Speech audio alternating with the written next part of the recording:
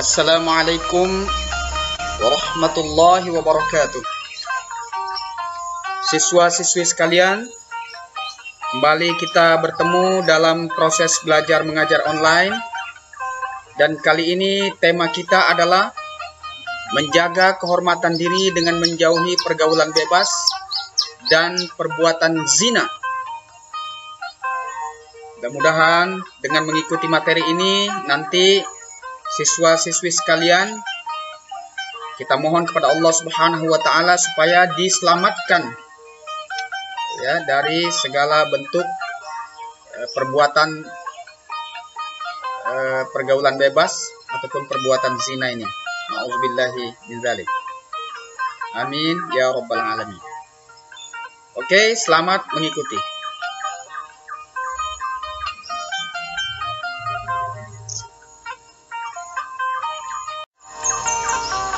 Baik,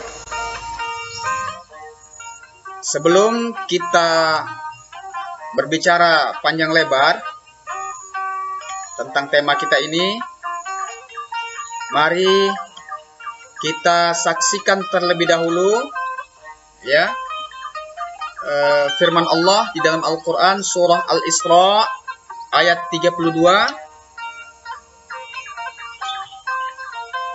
tentang larangan pergaulan bebas atau larangan perbuatan zina. Ya. Bapak bacakan ayatnya.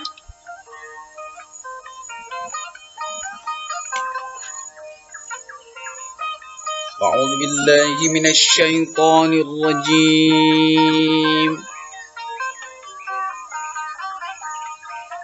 Bismillahirrahmanirrahim.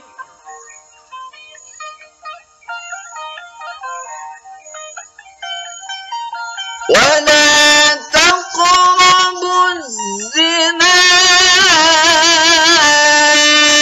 innahu kana fahishan.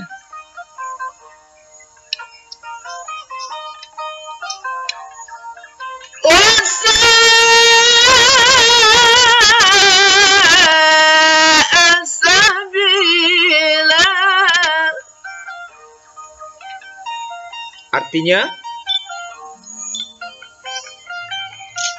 dan janganlah kamu mendekati zina,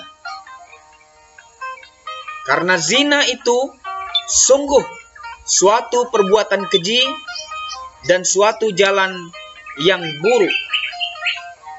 Nah, ini yang menjadi dasar kenapa perbuatan zina itu dilarang ya di dalam Islam.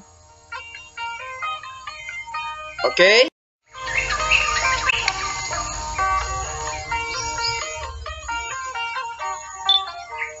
Setelah membaca ayat tadi, mari kita identifikasi tajwidnya. Yang pertama, pada kata wala itu ada hukum bacaan mat tabi'i namanya ya. Jadi la-nya itu panjang. Wala panjangnya 2 harokat. Ya, karena huruf lam berharokat, maksudnya ada barisnya di atas, berharokat fathah, diikuti di depannya alif. Jadi alif itulah yang menjadi tanda mat tabi'i. Mat tabi'i itu ada 3 tandanya, alif, waw mati, dan ya. Apabila ada ketiga tanda itu, maka huruf sebelumnya menjadi panjang. Kemudian taqrabu. Nah, di dalam potongan kata ayat Al-Quran ini terdapat hukum bacaan qalqalah sughra namanya. Ya, yakni huruf qaf mati itu. Karena huruf qaf berharokat sukun. Sukun itu mati. Jadi membacanya taqrabu. Taqrabu. Ya, tidak boleh taqrabu. Nah, kalau dia di akhir, qafnya baru dia kuat. Kalau ini di tengah ya, maka dia kecil saja. Taqrabu. Selanjutnya az-zina innahu. Pada kalimat ini terdapat hukum bacaan mad jaiz mumfasil namanya ya. Karena ada mad tabi'i. Ya, bertemu hamzah pada lafal berbeda.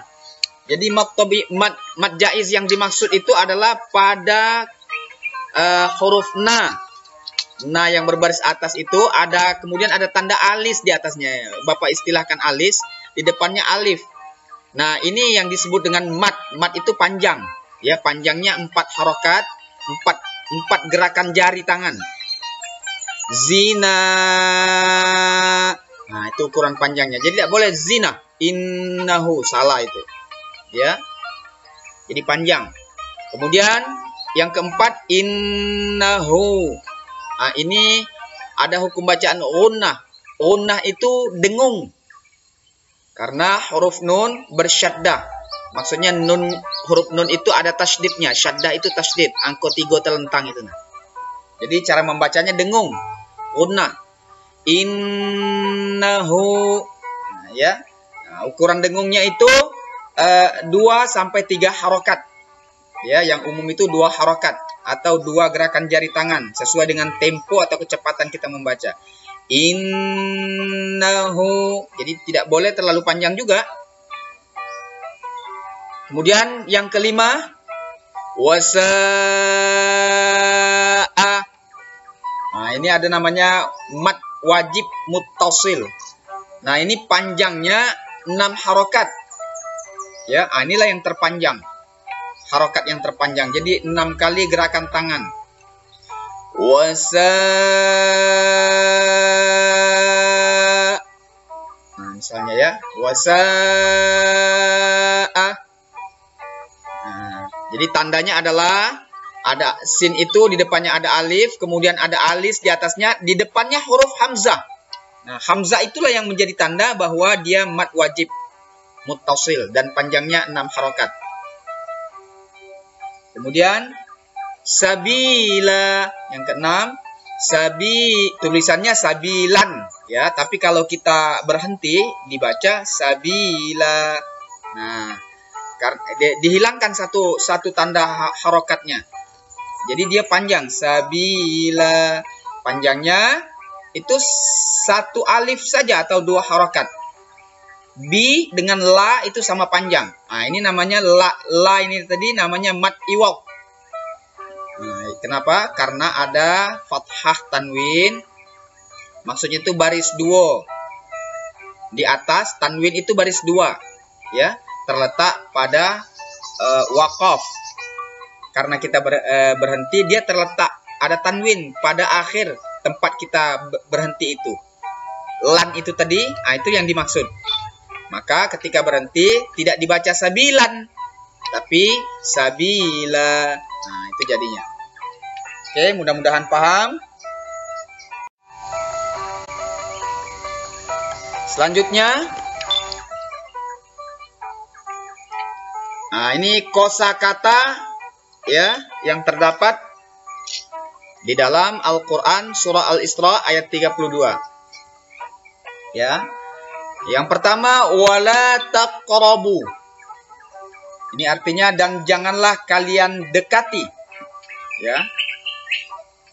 Kemudian az-zina. Jadi zina.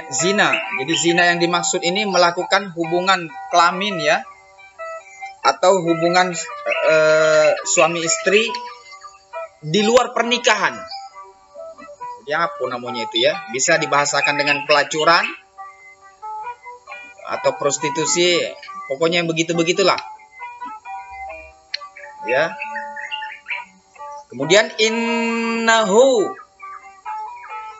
Nah, innahu itu artinya sungguh zina kana adalah fahisyah. Ya. Perbuatan keji. Fahisyah itu artinya perbuatan keji. Jadi fahisyatan karena kita berhenti dibaca fahisyah. Ya. Kemudian wasa'a dan sangat buruk. sabila, jalan. Jadi maksudnya itu jalan yang sangat buruk, itu maksudnya kalau diterjemahkan ya. Paham? Selanjutnya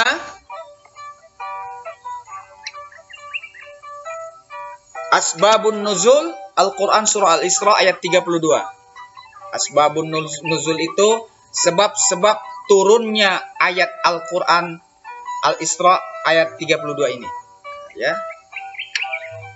Imam Ahmad, ini ulama nih nak ya, mengatakan bahwa telah menceritakan kepada kami Yazid ibnu Harun.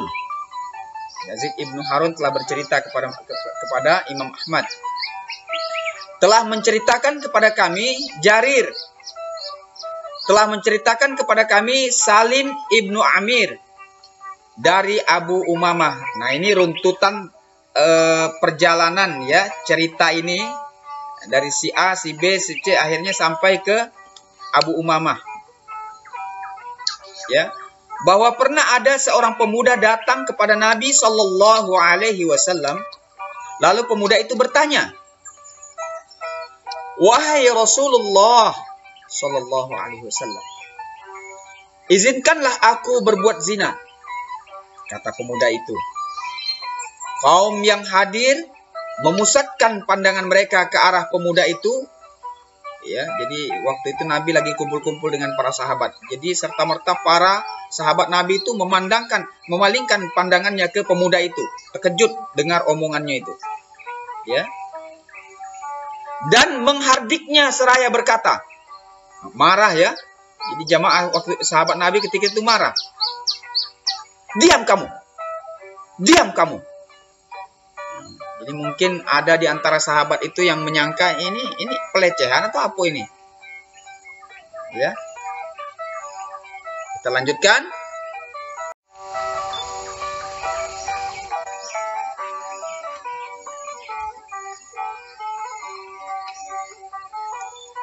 Rasulullah Shallallahu Alaihi Wasallam bertanya kepada pemuda tadi, "Apakah kamu suka bila perbuatan zina dilakukan terhadap anak perempuanmu?" Nah, itu Nabi nanya. Dia ingin mau berbuat zina, tapi sebelum dia berbuat, ditanya dulu, kalau anak perempuan kau dizinahi orang, macam mana kira-kira? Nah, pemuda itu menjawab, "Oh, tentu tidak. Tidak. Demi Allah, wahai Rasulullah, semoga diriku menjadi tebusanmu." Rasulullah Shallallahu Alaihi Wasallam bersabda menguatkan, orang-orang pun tidak akan suka bila hal itu dilakukan terhadap anak-anak perempuan mereka. Jadi maksudnya itu kalau kau menzinahi anak orang, coba bayangkan bagaimana rasanya seandainya itu adalah anakmu yang dizinahi orang. Tentu kau marah. Begitulah juga orang. Paham ya?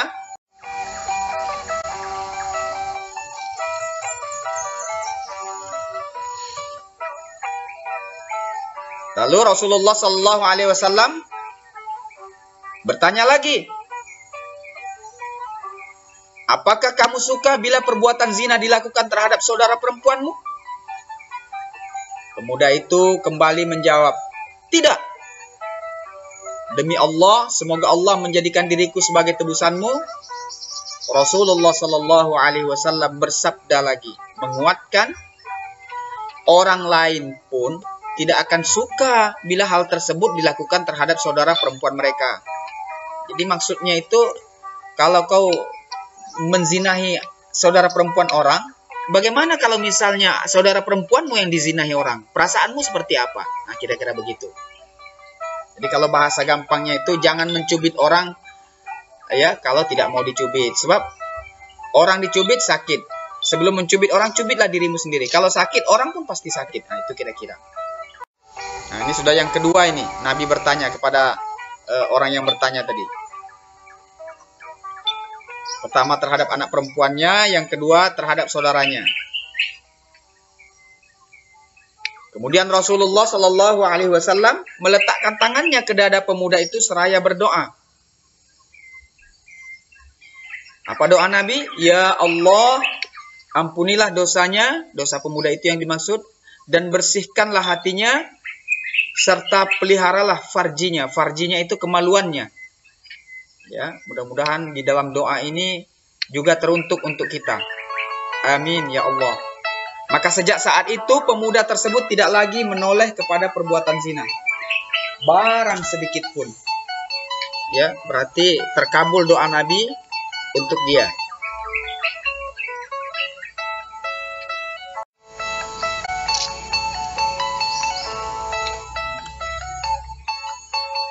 Nah, selanjutnya, sebelum menelaah tafsir,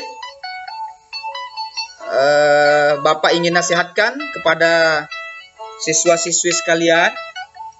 Ingat Ananda, zina adalah larangan Allah. Kita hidup cuma satu kali, ya. Jangan sempat kita nodai sejarah hidup kita dengan perbuatan zina. Bertekadlah kita sampai akhirnya ajal menjemput. Ya. Allah tidak melarang laki-laki dan perempuan berhubungan, tetapi ada caranya, yakni dengan menikah, ya. Dan sebelum Ananda sampai ke jenjang pernikahan, persiapkanlah terlebih dahulu segala sesuatunya, supaya nanti pernikahannya menjadi bahagia, ya, sakinah, mawaddah, warahmah, sebagaimana yang diharapkan di dalam Al-Quran itu, ya. Jadi kendalikan diri, ikutlah apa yang menjadi tuntunan Allah dalam Al-Quran. Kemudian kita menelaah tafsir, ya. Al-Quran surah Al-Isra ayat 32. Ayat ini berisi larangan mendekati zina, karena zina adalah perbuatan keji dan jalan yang buruk. Zina adalah persetubuhan antara laki-laki dan wanita yang tidak memiliki ikatan perkawinan yang sah, seperti yang Bapak jelaskan tadi, ya.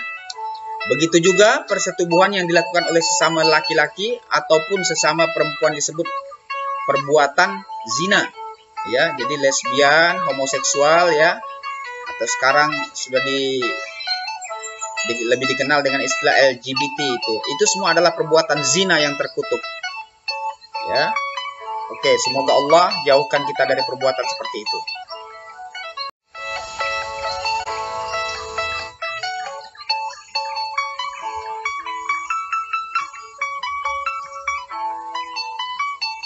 Nah, inilah, ya, bentuk-bentuk perzinahan itu, ya, yang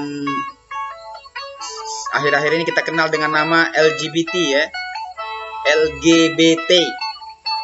L-nya lesbian, adalah seorang perempuan yang tertarik dengan perempuan lain, ya. Jadi sakit jiwa juga ini, ya. Gay atau guy adalah seorang pria yang tertarik dengan pria lain atau sering disebut dengan homoseksual. Nah, ini kaumnya Nabi Lut, ya, pernah diazab oleh Allah Subhanahu wa taala. Jadi kalau ada yang mencoba mengulanginya lagi, berarti dia sedang mengundang azab Allah. Kemudian ada biseksual, yaitu seseorang yang tertarik baik kepada pria maupun wanita. Nah, ini na'udzubillah min zalik, ya. Laki dia tertarik, perempuan tertarik juga, na'udzubillah min zalik. Kemudian ada transgender, ya, yaitu orang yang identitas gendernya, identitas kelaminnya maksudnya, ya, bukan laki-laki dan bukan perempuan, ya. Dikata laki-laki bukan, dikata perempuan bukan, atau gendernya berbeda dengan dokumen yang ditulis di surat kelahiran, ya. Di kelahirannya dibikinnya laki-laki, ternyata dia perempuan, atau di kelahirannya dibikin perempuan, ternyata laki-laki, ya. Na'udzubillah min dzalik. Jadi kesimpulannya, LGBT ini adalah kelompok manusia, ya, yang sakit jiwa, ya, karena menyalahi kodratnya, ya, sebagai manusia kebanyakan.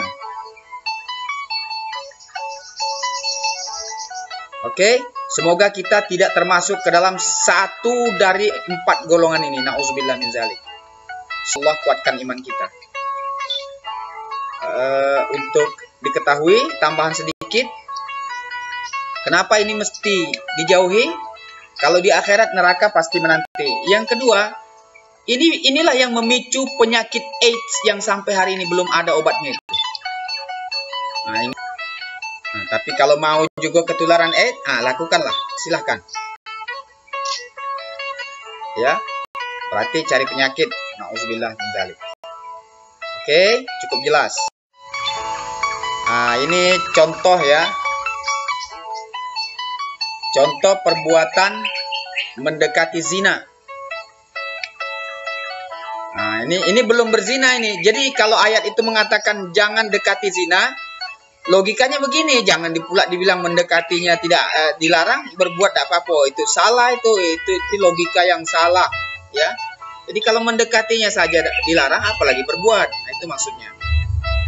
Ini contohnya melakukan pergaulan bebas, yaitu pergaulan yang tidak terikat oleh aturan, norma, dan agama. Samo be laki perempuan tuh. Coba kita tengok kadang-kadang itu ya, bonceng-bonceng laki perempuan. Kadang ceweknya bonceng, cowoknya di belakang itu. Udah ketik malunya lagi. Itu pergaulan bebas. Ya. Awak lanang berkawan akrab dengan betino. Sebaliknya yang betino juga berkawan akrab dengan lanang. Itu tidak boleh. Ya. Kemudian mendekati tempat yang dapat merangsang nafsu syahwat. Ya. Tempat-tempat misalnya pergi ke tempat-tempat prostitusi, ya, ke bar-bar, ya, dimana di situ orang banyak berpakaian minim cewek-ceweknya. Nah itu mendekati tempat-tempat seperti itu kalau bisa dihindari. Kemudian melihat aurat dan menghayalkannya. Nauzubillah min dzalik ya. Ini kalau bisa dihindari, sebab ini bisa mengotori ya pikiran. Kemudian melihat film atau tayangan media yang mengundang syahwat, film-film porno itu, gambar-gambar porno ya. Anda sekalian, itu bisa memicu seseorang untuk melakukan perbuatan zina. Kemudian membaca bacaan yang mengandung unsur-unsur yang dapat menimbulkan nafsu birahi, ya, cerita-cerita porno dan sebagainya. Itu juga bisa memicu orang untuk melakukan perbuatan zina. Jadi sedapat mungkin minimal apa yang disebutkan di dalam pelajaran kita ini, ya, itu kalau bisa dihindari.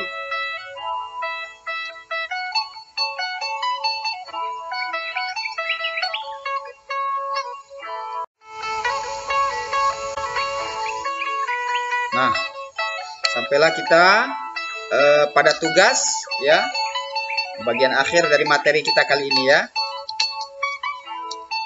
Tugasnya adalah